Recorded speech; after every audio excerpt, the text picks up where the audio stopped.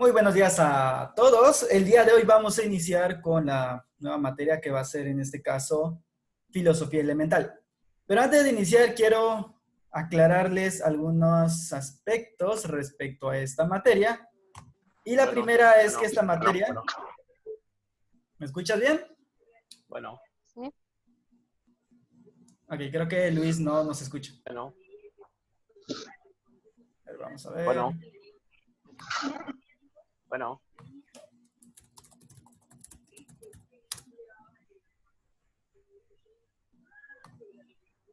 Bueno. Ok, creo que Luis no nos está escuchando. Bueno. Sí, exactamente, aparte Bueno. de lo que comentas también. No sé. Ah, ya escuché el teclado, profe. Ok, bien, vamos entonces ya así a comenzar como tal.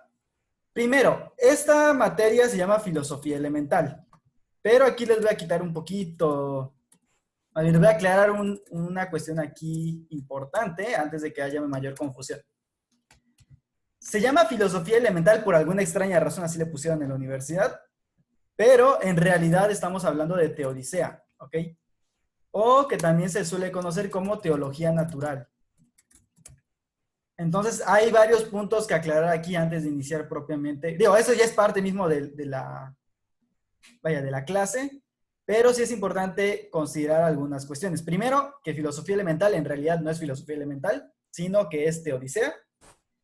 Y teodicea tiene otro nombre que se llama teología natural. ¿Y por qué es importante que comencemos desde acá? Aunque normalmente yo no iniciaría con este tema, pero más bien llegaría a él a través de un argumento o razonamiento. Pero lo quiero aclarar de una vez para que no vaya a haber confusiones ni prejuicios respecto a la materia. ¿Ok? Esta materia, como su nombre lo indica, es teodicea. Profe. Perdón, Vale. profe. Perdón que lo interrumpa. Sí. ¿Qué pasó? ¿Eres tú y yo que tú lo escuchas al profe? No te escuché bien. ¿Cómo? No te escuché bien. ¿Qué pasó? Creo Luis. que no nos escucha. Sí, creo que no nos escucha. Ok, a ver. Luis, ¿nos escuchas?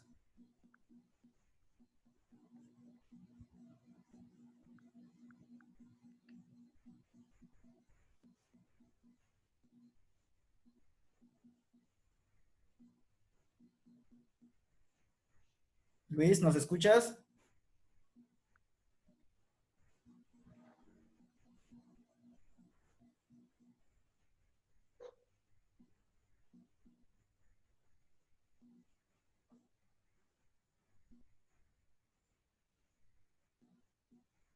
Ok, bien, en lo que regresa la señal de Luis, vamos a continuar nosotros entonces. Bien, estaba comentando que la teodicea es el nombre original de esta materia.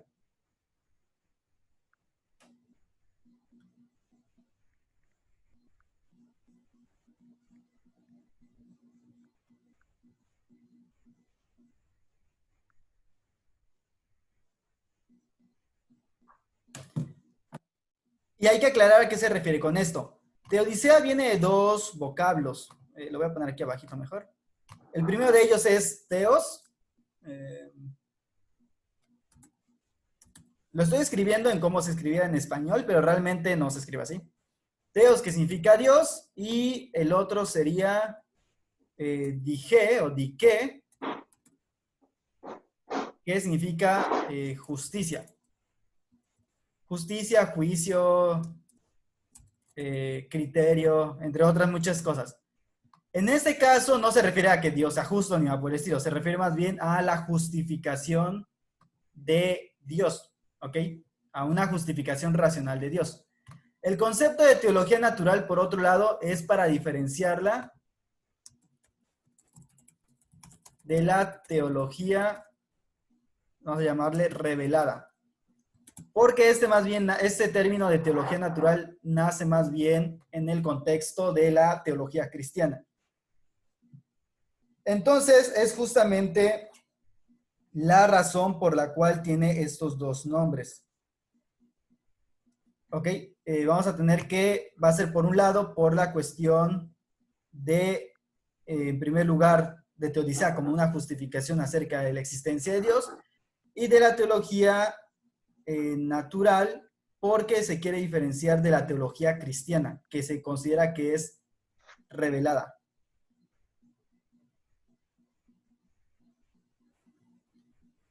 Y que por lo tanto, pues va a ser propiamente la diferencia, que esta es completamente racional, mientras que la teología revelada, pues va a ser básicamente una teología que nazca de pues la revelación que está contenida en la Biblia, en la tradición, de acuerdo con bueno, en este caso estoy hablando desde la visión católica, que estaría en la tradición, o todo aquello que se hace y se dice que no está escrito en los libros de la Sagrada Escritura, que sería la Biblia propiamente, y pues de la misma, del mismo magisterio o interpretación que se le da, ¿ok? En el caso de otras religiones, bueno, de otras iglesias cristianas, pues básicamente es la Biblia únicamente, pero la idea sigue siendo la misma. Es decir, que la diferencia entre la teología natural y la teología revelada es que esta es racional, ¿ok? La teología natural es completamente racional y aunque puede utilizar citas bíblicas, no las usa como, vaya, no las usa de la forma como las usa una persona religiosa o un teólogo, sino que las usa de forma filosófica. Entonces, por eso va a ser una de las principales diferencias. ¿Ok? Entonces, lo van a encontrar con estos dos nombres. Y comienzo con esto justamente para que quede claro de que, pues en realidad lo que vamos a estar hablando durante todas estas sesiones va a ser acerca del problema del mal, del bien y en consecuencia del problema de Dios. Bueno. ¿Ya nos escucha, Luis? Ya, ahora sí, perdón, profe. Ok. Ya me perdí todo. Sí. Bueno, repito rápidamente por si no quedó claro. Esta materia en realidad no es filosofía elemental. No sé por qué lo pusieron filosofía elemental, pero no es filosofía elemental. Se llama teodicea o teología natural en la realidad. Teodicea viene de dos términos. El primero es teos, Deus o Dios, y dike o dije, que es justicia, juicio, entre otros conceptos que tiene. Y más bien se refiere a la justificación de la existencia de Dios. El otro nombre con el que se le conoce es el de teología natural. Y esta es para diferenciarlo de la teología revelada o la teología cristiana, judía, en general, que se consideran reveladas. ¿Ok? Luego tenemos que justamente esa va a ser como diferencia principal, pues lo que haga que...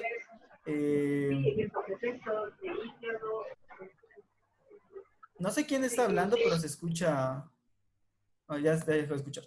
Ok, eso lo va a diferenciar entonces de la teología revelada, es decir, si tú fueras judío, cristiano, de cualquier denominación o musulmán, tú asumes que tu libro sagrado ha sido revelado por Dios y por lo tanto partes de ahí. Esto va a depender de la corriente entre cada religión. Por ejemplo, los católicos no solo toman la Biblia, sino también toman la tradición. Otras iglesias como la ortodoxa también toman la tradición. Los únicos que no toman la tradición son los protestantes y las iglesias derivadas, que pueden ser como la adventista, los testigos de Jehová, mormones, etc., ¿no? Pero en general, todos aceptan que hay algo de revelación, es decir, que Dios ha revelado algo a través de algún medio, llámese Sagrada Escritura, llámese Sagrada Escritura y tradición, y que por lo tanto, pues eso es la revelación de que ahí está Dios, ¿no?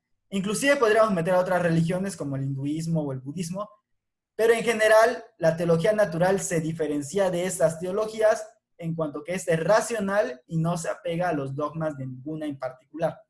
Aunque obviamente va a haber filósofos que razonen o reflexionen a partir de su propia religión, como muchos, como de hecho el que fundó esta disciplina como tal, separada ya, bueno, un poquito más independiente del resto de la filosofía, que fue Leibniz, pero que a pesar de eso, pues no deja de ser racional. Por mucho que utilice conceptos cristianos o inclusive citas cristianas, pues al final no está siendo una teología, vaya, revelada, sino su teología es completamente a partir de la razón y de utilizar la razón única y exclusivamente. Entonces esa va a ser alguna de las tantas diferencias. Entonces, quise comenzar con este tema y no propiamente con el tema del mal que les dejé leer, para aclarar por qué eso no es lo que dice ser, ¿ok? Aclarado este punto, ¿qué tiene que ver entonces lo que ustedes leyeron, si es que lo leyeron? Bueno, Luis ya me dijo que sí lo leyó, no sé tú, Tere, pero ¿qué tiene que ver con la lectura que tuvieron que hacer en la primera parte de esta sesión? Pues básicamente tiene que ver con lo siguiente. El problema de Dios es uno de los problemas más importantes en la vida humana, ¿ok? Inclusive en la vida de los ateos, sí. Inclusive los ateos tienen este problema porque no estarían tan preocupados si Dios existe o no. Ahora te voy a explicar un poco por qué, pero entonces tengamos presente como esa primera premisa. El problema de Dios, ¿ok? El problema de Dios y que este problema es importante. ¿Por qué es importante? Hay muchas razones por el cual el problema de Dios le importa a todos, a pesar de que uno se autoconsidere ateo. Porque inclusive el ateísmo es una respuesta a este problema. ¿Ok? No me voy a meter en juicios de si el ateísmo es bueno o malo, pero es una respuesta al problema de Dios. Así como otra respuesta puede ser yo creo en Dios, ¿no? U otra respuesta puede ser no lo sé ni me interesa, ¿no? Que vamos a ver más adelante cómo se llaman esas respuestas. De hecho, Luis por ahí tenía una duda respecto a un concepto que creo que ya busco, que es la del ateísmo. Entonces, primer punto, ¿por qué es importante el problema de Dios? Porque el ser humano, a diferencia de otros, es un ser abierto. ¿Ok? ¿Qué quiere decir que sea un ser abierto? Pues que no se... Bueno, significa un montón de cosas. Aquí estoy metiéndome en cuestiones de antropología filosófica que son demasiado amplias, pero básicamente lo voy a poner en varios términos, ¿ok? Primero, no venimos definidos para, que esto creo que sí lo mencioné anteriormente, no venimos definidos para ningún ecosistema en particular. Es decir, no tenemos garras o algún medio de defensa especial, no tenemos pelaje que nos haga hacer, que nos haga resistir el frío, que nos haga resistir el calor. No tenemos super fuerza, ni una fuerza descomunal como para poder ganarle a cualquier animal más grande que nosotros. O sea, básicamente no tenemos nada. Hasta un gato nos puede ganar con solo saltar y rasguñar, ¿no?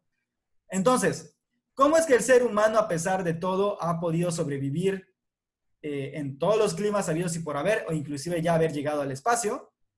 Pues básicamente porque tenemos nuestra inteligencia. Entonces, el ser humano es un ser abierto porque simplemente diría Unamuno que no tenemos un mundo. Nosotros creamos nuestro mundo, mas no tenemos uno. Porque se adapta.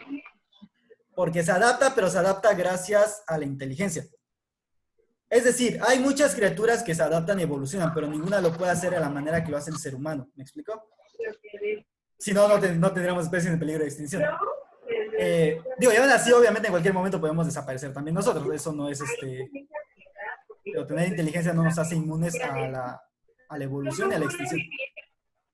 Pero en general, vaya, somos seres abiertos porque nosotros, a través de la inteligencia, dominamos el mundo, pero no tenemos o no venimos, vamos, capacitados para vivir en un ecosistema como tal, como sí sucede con los animales.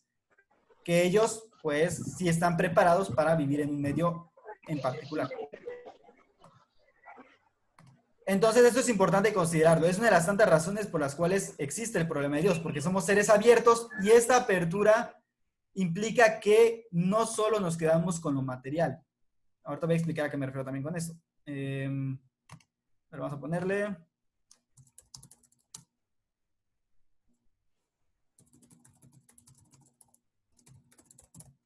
¿A qué me refiero con que eso no solo dependemos de lo material?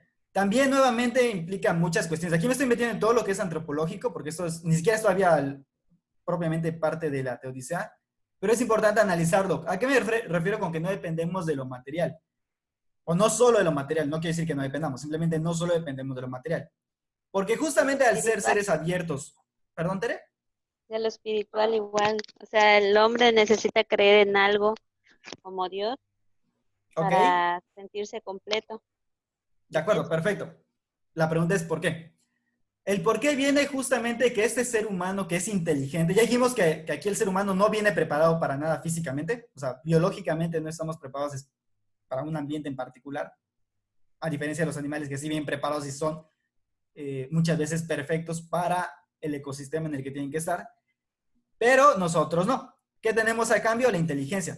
Y que por cierto tampoco la desarrollamos así de la noche a la mañana. A diferencia de otros animales que se desarrollan rápido, nosotros tenemos que tardar hasta 18 años, 21 años, para que nuestro cerebro ya se haya desarrollado lo suficiente como para poder decir que podemos ser, pues, hasta cierto punto autónomos de verdad, ¿no? Entonces, tenemos solo la inteligencia, pero con la inteligencia nosotros captamos cosas que no son materiales únicamente. Esto ya lo hemos discutido cuando vimos teoría del conocimiento, y eso fue hace varios años, bueno, hace 1 o 2 años, no me acuerdo ya bien cuántos años llevan, pero fue básicamente al principio de su formación psicológica. Ok, entonces ya tiene un tiempo que lo vimos, fueron de las primeras materias que vieron. Ok, dice Luis que nos adaptamos. Sí nos adaptamos, pero nos adaptamos por inteligencia. Además de, obviamente, la cuestión evolutiva, que también, como animales que somos, pues está ahí implícito, ¿no? Pero tenga presente que los animales han evolucionado como especie. Además de nosotros evolucionar como especie, evolucionamos como individuos. ¿Ok? Si se dan cuenta, todavía no he tocado el problema de la religión. De hecho, sí quiero aclarar que teodicea no es lo mismo que hablar de religión. Una cosa es teodicea o teología natural y otra muy distinta es la filosofía de la religión, que esa no la van a llevar. Porque son dos cosas completamente distintas. Es decir, no es lo mismo hablar de religión como tal que hablar de la existencia o no de Dios. Entonces, eso ya lo vamos a ir viendo a lo largo del curso, entonces no, bueno, ahorita vamos a irlo definiendo, ¿de acuerdo? Entonces, básicamente nosotros conocemos cosas y al conocer nosotros hacemos hacemos que algo que es material se convierta en algo intelectual. Y además nuestra inteligencia está abierta al ser. Podemos conocer infinidad de seres y les damos nombre y les damos y captamos lo esencial de ellos. Es decir, creamos conceptos abstractos, con lo cual creamos juicios y con lo cual creamos razonamientos y eso nos lleva a profundizar en la naturaleza de las cosas. Entonces, a eso me refiero con que no solo dependemos de lo material, sino que por la inteligencia estamos abiertos a lo intelectivo, a algo que no es material, pero que parte obviamente de la materia. ¿Ok? Y por lo tanto, esto nos lleva a otra cuestión importante. El ser humano no solamente es cuerpo, creo que aquí más bien eso ya sería una conclusión, pero bueno, no solamente es un cuerpo y ya. Una piedra sería un cuerpo y ya, ¿ok? La piedra no tiene conciencia de sí mismo, sino que somos una conciencia en un cuerpo, o más bien, nuestro cuerpo es un cuerpo consciente, ¿ok? Lo voy a decir de esta manera, cuerpo consciente, ¿ok? Que también lo podría poner al revés, es decir, hay una frase que dicen los personalistas que más o menos diría algo así como que somos espíritus encarnados, somos cuerpos espiritualizados y espíritus encarnados. Es decir, básicamente que no podemos separar lo espiritual de lo material porque somos una sola cosa. Estoy usando el concepto conciencia para hacerlo más actual, pero realmente podría hablar de cuerpo y alma. Recuerden lo que les acabo de decir, que esta frase la diría un personalista, diría que somos espíritus encarnados, es decir, que es un espíritu que tiene carne, o está en la carne, pero por otro lado también somos cuerpos espiritualizados, es decir, somos cuerpos, pero a la vez somos espíritu. Es decir, no somos una unidad, no somos dos cosas separadas, ¿ok? Y que eso es lo que nos hace individuos. Justamente respondiendo a tu pregunta, Luis, sí, eso es lo que nos haría individuos. Es decir, tu cuerpo solito no te hace ser tú, porque eso ya es un cadáver, ¿me explico? Cuando si no tiene vida es un cadáver. Solamente tu alma solita tampoco eres tú. ¿Por qué? Porque te falta el cuerpo. Entonces, el ser humano necesariamente es los dos. Y no es que sean dos cosas distintas, como diría Descartes, que eso ya lo hemos discutido anteriormente, sino que somos una sola cosa, ¿ok? Filosóficamente es un poco más complicado de defender, pero si se dan cuenta, en la realidad tiene más sentido que decir que somos dos cosas distintas, como diría Descartes. Y tienen aplicaciones más prácticas, inclusive para la psicología, que asumir la postura de Descartes. Entonces, bueno, vamos a dejarle por ahorita como, aunque esto es realmente una conclusión de antropología filosófica, pero vamos a dejarlo como una premisa nuestra, ¿no? Es decir, somos una unidad de cuerpo y alma, ¿de acuerdo? ¿Qué pasa con esta unidad del cuerpo y alma? Que esta unidad de cuerpo y alma está justamente abierta a las experiencias. Y tenemos varias experiencias. Por un lado tenemos la experiencia de nuestro cuerpo, que es muy concreta y que se dedica únicamente a las cuestiones sensibles, pero también tenemos experiencias que podríamos llamar espirituales. ¿Cuál es la demostración de esto? En primer lugar tenemos la cuestión ética. Es decir, no nos basta o no basta simplemente con existir. Tenemos problemas que nos hablan sobre lo que es lo bueno y lo malo en nuestro actuar, ¿ok? Tenemos una apertura a, justamente por la inteligencia, a ser seres libres. Y por lo tanto, como seres libres, a tener que responder a nuestras propias acciones, ¿ok? Acciones que se han hecho, pues de alguna forma, decididamente, o sea, que se han hecho porque nosotros hemos puesto los medios y porque sabemos lo que queremos alcanzar. ¿Ok? Entonces es eso, es una de las tantas cuestiones. La cuestión ética es la primera cuestión que nos abre más allá de lo material y que nos dice, bueno, somos seres responsables de algo. ¿A quién le tenemos que responder? Esa es una muy buena pregunta. Obviamente, si alguien cree en Dios, la respuesta sería que a Dios. Pero, bueno, ya lo vamos a ver que inclusive los filósofos cristianos dirían que esto no es del todo así como te lo ponen. Los mismos cristianos dicen que no necesitas a Dios para exigir la cuestión ética. Aunque Dios no existiera, la ética tendría validez de cualquier manera. Otra cuestión que nos hace ver esto es la cuestión estética, que aunque tiene mucho que ver con los sentidos, realmente la estética, la belleza, el arte, van más allá de lo simplemente material. Lo material se convierte en un símbolo de algo que va más allá, ¿ok? Es otro acceso a la realidad. Es decir, el conocimiento estético es en sí mismo otro tipo de conocimiento, que ve la realidad desde otro punto de vista y que requiere aparte formación. ¿Algún comentario? ¿No iban a comentar? Ok. Entonces, básicamente a eso se refiere, ¿ok? Por un lado, la cuestión estética del bien y el mal de nuestras acciones, porque nos conocemos como seres responsables o que tienen que responder por sus actos. Obviamente aquí entran también muchos condicionamientos sociales.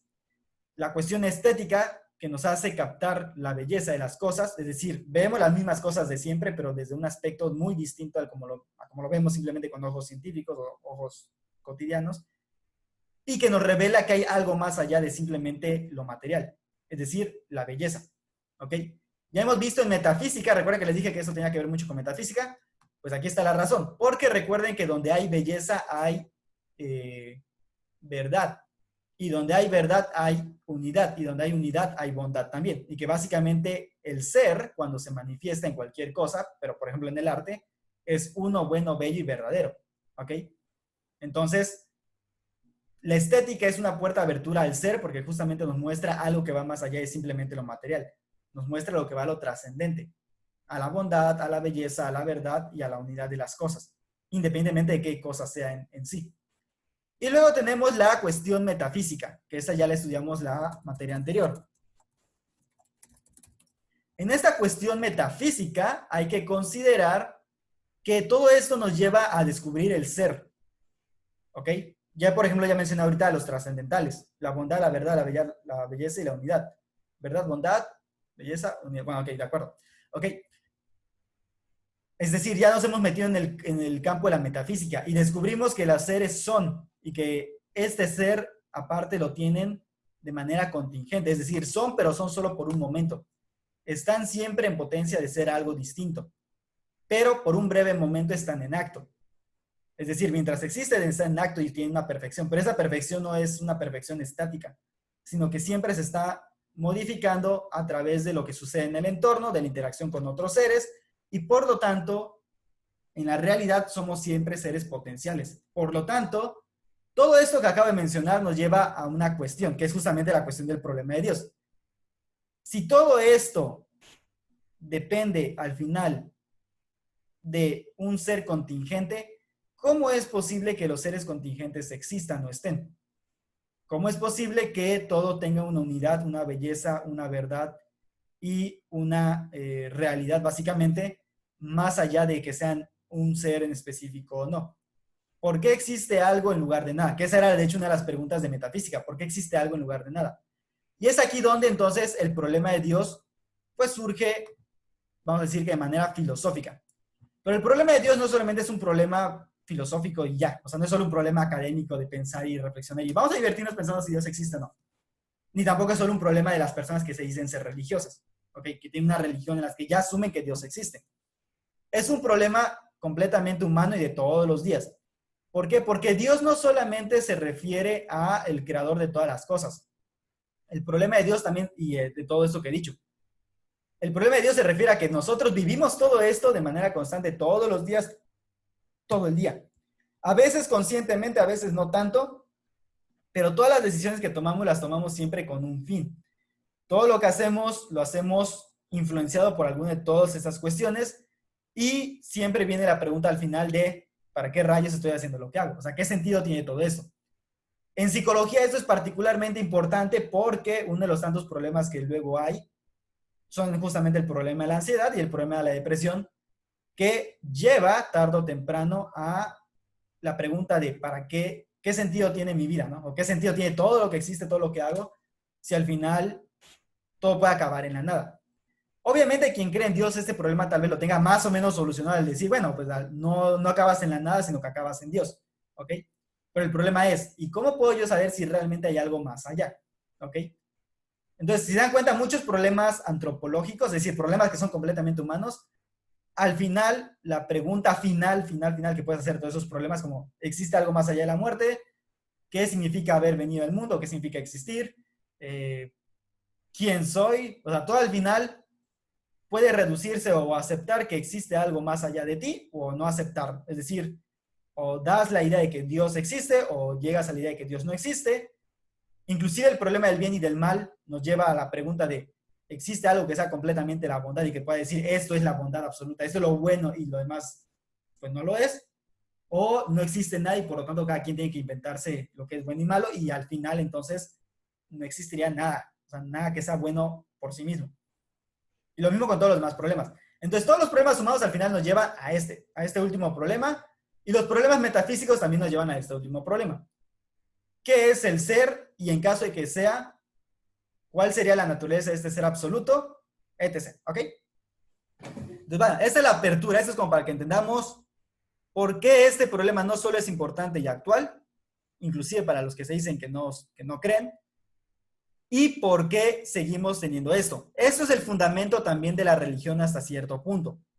Pero hay que diferenciar la religión como una vivencia personal que busca la trascendencia.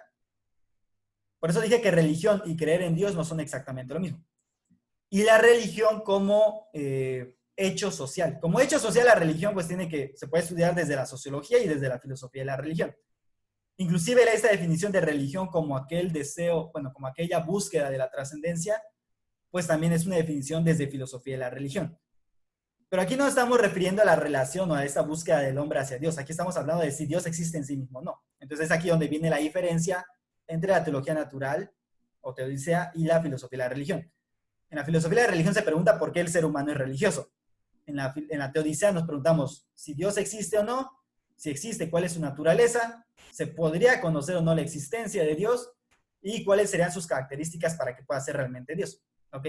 Y obviamente defender si Dios existe o en su defecto defender que Dios no existe o que simplemente es un problema que no tendría por qué importarnos, que sería básicamente una postura más agnóstica. Bien, dicho esto, entonces pasemos al problema de la lectura. Entre todos estos problemas que nos llevan a la idea de Dios o a cuestionarnos si Dios existe o no, existe un problema en particular y que tiene que ver con la cuestión metafísica y con la cuestión ética. De hecho, son dos problemas, yo diría que son dos problemas en particular. O tres. Ok, en primer lugar, la maldad del mundo, que es uno de ellos, y tal vez en el que más se enfocan las personas, especialmente cuando quieren negar a Dios. Dos, el sufrimiento, que cabe aclarar que sufrimiento y maldad no son exactamente lo mismo. Y tres, el fin, bueno, la no posesión de la existencia, ¿ok? Es decir, el devenir y que por lo tanto nosotros dejamos de ser tarde o temprano. Seas un ser vivo, seas un universo, todo lo que existe tarde o temprano morirá. Hasta ahorita es lo que sabemos. Ok, esos tres problemas son los que nos llevan sobre todo al problema de Dios tarde o temprano, se quiera o no se quiera. Y que por lo tanto pues van a tener diferentes respuestas como ya mencionamos. que de hecho vamos a ver más profundamente luego, pero tengan en cuenta que básicamente las respuestas son o eres ateo, es decir, niegas la existencia de Dios, o eres agnóstico, es decir, no sabes si Dios existe o no, simplemente ni lo afirmas ni lo niegas, o 3, eres creyente y por lo tanto teísta, es decir, asumes o justificas o dices que Dios sí existe, ¿ok? Obviamente cada quien va a tener sus propios filósofos que se han encargado de reflexionar acerca de esto, entonces vamos a ver a todas las posturas, pero sí es importante que sepan esto, ¿ok? ¿Por qué la maldad del mundo? Si se dan cuenta, el primer libro que les he dejado leer habla exclusivamente sobre la maldad. Es de hecho ponerología, que es la maldad, no absoluta, pero sí una maldad importante, ¿no? Y cómo el estudio de la maldad nos lleva entonces al estudio de Dios y de la Teodicea. Aquí va a ser importante recordar, bueno, no recordarse, más bien mencionar, que la paradoja más buscada o la más conocida por aquellos que quieren negar a Dios y que tiene que ver mucho con la maldad en el mundo, es justamente la paradoja de Epicurio. Que básicamente dice que si Dios, bueno, que Dios o es bueno o es, ahorita no me acuerdo muy bien cómo está, pero de hecho se las vamos a ver en la siguiente sesión. Pero básicamente no niega de hecho la existencia de Dios, más bien hace una serie de cuestiones críticas, como de si Dios existe, entonces ¿por qué existe la maldad en el mundo? Y si la maldad en el mundo existe, ¿Dios puede cambiarla o no puede cambiarla? Si puede cambiarla, ¿por qué no lo hace? O sea, si puede cambiarla y no lo hace, o es malvado o es, o no puede. Y si no puede, pues entonces no es Dios. Y si es malvado, entonces pues, tampoco es Dios, ¿no? Entonces, hay una serie de críticas que hace Epicurio, más bien de preguntas que hace Epicurio. ¿Por qué digo que no niega a Dios exactamente? Porque de hecho la pregunta final, o sea, él hace una pregunta final que deja abierto esto. Pero eso lo vamos a ver en la siguiente clase, entonces no se preocupen. Sí la voy a mencionar en la siguiente clase, si no me lo recuerdan. Pero en general, la pregunta de Epicurio no es para negar a Dios. Sin embargo, sí hace cuestionamientos fuertes a los dioses.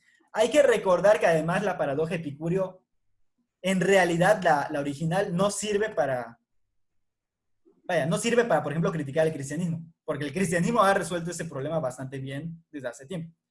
La paradoja de Epicurio era pensada para los dioses griegos, que eran obviamente los que conoció Epicurio. Epicurio no conoció al dios cristiano ni a la teología cristiana. De cualquier manera, su crítica parece justa o parece que es importante analizarla, y sí la vamos a analizar en la siguiente clase, ¿ok? Pero básicamente este es uno de los tantos problemas. ¿Por qué existe la maldad?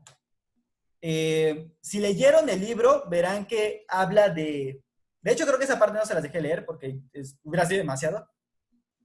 Pero uno de los tantos problemas es que tratamos de dar respuestas, o más bien, muchos atacan la respuesta religiosa, pero se les olvida que la respuesta religiosa es solamente una de las tantas respuestas creyentes.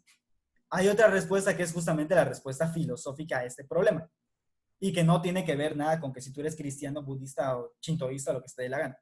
Eso tiene que ver más con el uso de la razón misma para defender por qué sí puede ser válido que exista la maldad o el sufrimiento en el mundo, independientemente de que exista un Dios o no. Es decir, es una visión racional, sistemática, obviamente filosófica en consecuencia, que va a analizar ese problema, ¿ok? Ya si estás de acuerdo, ya es otro punto, pero obviamente aquí la diferencia con lo que sería, por ejemplo, la religión es que no partimos del dogma, partimos de la razón misma, ¿ok? Entonces esa parte sí es importante que lo consideren, ¿de acuerdo? Entonces, recapitulando un poquito el asunto. Cuando hablamos de teodicea no estamos hablando de religión, tampoco nos estamos metiendo con el problema de la filosofía de la religión, que sería por qué existen las religiones, porque el ser humano es religioso, que eso más bien sería la búsqueda del hombre hacia Dios o hacia la trascendencia, porque recuerden que no todas las religiones también buscan a Dios. Por ejemplo, la religión budista no le interesa la existencia de Dios, no la niega, simplemente no les interesa relacionarse con ningún Dios, no necesita la existencia de Dios para alcanzar sus objetivos. Otras religiones sí son teístas, es decir, sí buscan una unión con un Dios específico. Entonces, no nos estamos metiendo con ese problema porque una cosa es la religión y otra cosa es la existencia de Dios en este aspecto. Aquí, ¿qué problema tocamos? El problema de Dios. Si Dios se puede conocer su existencia o no, si Dios existe o no, es decir, asumiendo que se puede conocer, existe o no existe, si existe, cuáles serían sus características y cuáles son las consecuencias prácticas a las que nos lleva la existencia de Dios. Y lo mismo si resulta que decimos que no existe. ¿Ok? Y este es un problema netamente filosófico porque al final no lo puedes demostrar con la ciencia. Esta es otra cuestión importante a considerar. La ciencia no tiene nada que hacer acá. ¿Ok? Ninguna ciencia, ni siquiera las matemáticas como ciertos científicos han tratado de hacer. Podrían tratar, o sea, sí podría. De hecho, hay un científico que dice que a través de las matemáticas, sus matemáticas dicen que tiene que existir Dios.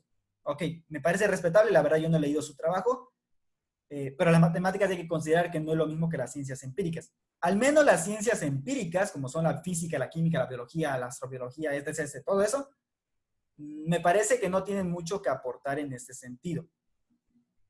¿Por qué? Porque al fin y al cabo, si Dios existe, pues Él sería el fundamento de todo el orden que existe en el universo, y si Dios no existe, pues entonces tendremos que buscar otro fundamento, pero al final es un problema que se va más allá, o sea, es un problema metafísico completamente, un problema que va más allá de lo físico, y por lo tanto, lo más que puede hacer la ciencia es otorgar datos. Esto por el propio método de la ciencia, no porque yo quiera simplemente menospreciar a la ciencia, que saben que yo no menosprecio a la ciencia para nada. Más bien es porque su propia naturaleza del método científico deja fuera temas como este, porque simplemente no se puede meter en la cuestión ética, porque la ética no es una cuestión científica, es una cuestión filosófica. La misma ciencia asume que es buena para la humanidad, si no, no existiría. Entonces, bueno, asumiendo esa parte o dejando que lo asuman, tengan presente que esto se trata de esta materia, ¿de acuerdo? Este problema de la maldad, del sufrimiento y cuando me refiero a la posesión de la existencia, más bien es la no posesión de la existencia, es justamente el hecho de que somos conscientes de que los seres se acaban, de que no viven por sí mismos. Entonces, debe haber algún fundamento último de dónde surgen todos los demás seres. Porque no lo podemos llevar al infinito. Eso ya lo ha dicho Aristóteles muchas veces y otros filósofos también. Es ilógico llevarlo al infinito porque llevarlo al infinito implicaría que jamás existió nada. Entonces, tiene que haber un primer principio. ¿Ok? Ese primer principio es Dios, es una posibilidad. Ese mismo universo es otra posibilidad. Siempre ha existido, pues es otra posibilidad, pero entonces ¿de dónde viene el cambio? Etc., ¿no? O sea, hay muchas cuestiones que conlleva el problema de que Dios existe o no. Tanto así que el mismo Nietzsche criticó a los ateos. Y eso que Nietzsche es ateo. O bueno, se le acusa de ser ateo. Nietzsche critica a los ateos de su época, pero eso ya lo veremos cuando empecemos a ver a los filósofos que hablan a favor y en contra de Dios. ¿Ok? Y por otro lado, el Dios de la filosofía no es el mismo Dios de la religión, de ninguna religión, ni de los cristianos, ni de los budistas, ni de nada más. Es un Dios que viene justamente del descubrimiento que hacemos por vía racional. Para aquellos que obviamente pues, terminen llegando a la necesidad de que exista un Dios. Y a los que digan que no, pues obviamente va a seguir siendo racional. Y también hay que considerar que muchos ataques que se hacen a Dios no es a Dios en sí mismo, es a la idea de Dios que tienen las religiones. Por ejemplo, muchos ataques que hace Marx a la religión, pues no lo hace respecto a Dios en sí, lo hace respecto a la religión. Esa es otra confusión que suele haber en muchos filósofos, que Dios es una cosa y la religión es otra. Es decir, yo puedo creer en Dios sin necesidad de ser religioso, de tener una religión en particular. ¿Ok? ¿Por qué? Porque lo puedo hacer por teología natural. Yo puedo ser ateo y criticar a la religión, es decir, yo estoy criticando a los católicos a cada rato, o a los adventistas, o a los rusos, o a lo que tú quieras, ¿no? Pero eso no implica que esté atacando la idea de Dios. Estoy atacando la idea de Dios que tienen ellos. Fuera de eso, mi argumento no sirve de mucho. Por eso es otro nivel de discusión completamente distinto. ¿De acuerdo? Bien. Por el momento vamos a dejarla hasta acá. Ya la siguiente clase va a ser un poco distinta, pues espero yo que va a ser un poco distinta. Sí es importante que lean los materiales que les dejo antes de la clase y las actividades. En este caso no había actividad, solamente era la lectura, para que vayan profundizando. Y si hay preguntas, me las pueden ir haciendo vía WhatsApp o vía... Sí, yo creo que vía WhatsApp es más importante, ¿ok? Pues más fácil. Y por el momento será todo de mi parte. Luego iremos profundizando lógicamente en los demás temas, pero sí es importante la profundización en las lecturas y videos adicionales como los que ya tienen en plataforma. Pues por el momento es todo. Me despido de ustedes y nos vemos la siguiente semana.